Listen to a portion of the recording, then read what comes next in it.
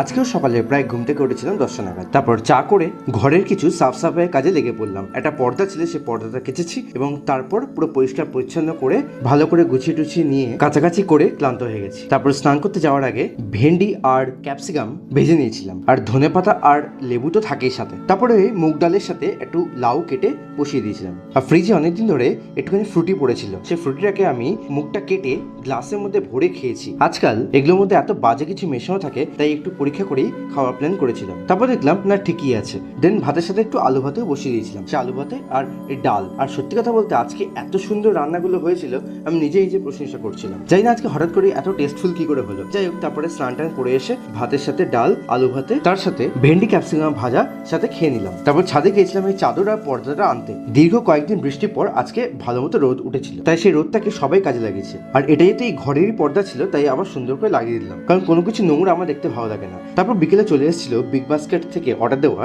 কিছু জিনিসপত্র, তার সাথে এর ব্রাউন ব্রেডটা অর্ডার দিয়েছিলাম। তারপর বিকেলে একটুখানি রেস্ট নিয়ে মুড়ি ভেজে চায়ের সাথে খেতে আরম্ভ করলাম, এবং তার সাথে সামনে সিজিএল এক্সামের জন্য ইংলিশ আর জিকের একটা লাইভ টেস্ট দিচ্ছিলাম। এবার থেকে ডেইলি বেসিসে লাইভ টেস্টগুলো দিতে হবে। আর রাতে ছিল সেম মেনু, তাই রাতের খাবার দাবার খেয়ে একটা প্যান্টি পকেট সেলাই করতে বসেছিলাম। এইভাবে আজকে দিনটি কাটালাম। সো তোমাদের কেমন লাগছে জানিও।